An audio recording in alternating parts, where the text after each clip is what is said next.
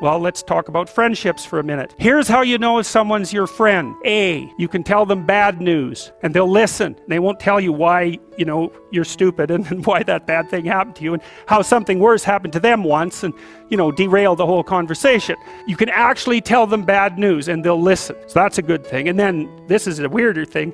You can tell them good news and they'll help you celebrate. And that's a really good way of deciding who you should have around you. Because if you have someone around you, something good happens to you and you're kind of afraid to even admit it because, God, something good happened to you. It's like, you let that be known and it'll certainly be taken away. So, you come out and you sort of tell someone half-heartedly that something good happened to you and they give you a whack and then talk about, the great thing that happened to them 3 years ago, or worse, the great thing that happened to someone that they knew 3 years ago. It's go away from that person. They're not helpful to you and they're not helpful to themselves either. And so you want to surround yourself, you got to think about this. You got to surround yourself with people who want the best for the best part of you. You can hang around with weasels and losers that are trying to pull you down to justify the fact that they're spiraling downhill as well. And the upside of that is you don't have to have any responsibility and you can all whine about how wretched life is, so that's pretty attractive. But I would say it's also a bad medium to long-term plan. And so it's acceptable and desirable to try to surround yourself with people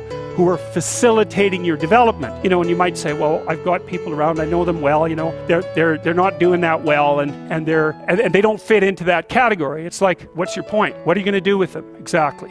If they'll listen and cooperate with you and move towards a better future, great. If they don't pay any attention and they keep doing the same damn things over and over and they're not going anywhere and it's painful, then maybe the proper thing to do is say, you just have your misery. I'll go off and have my life. And maybe you'll wake up at some point in the future and think that's a better way of being. Because just putting up with it is, well, they call that enabling, right? You put up with that sort of behavior, you're providing tacit consent for it and even tacit approval. It's like, it's a bad idea. You have, I would say, both the right and the responsibility to surround yourself with people who are good for the best part of you.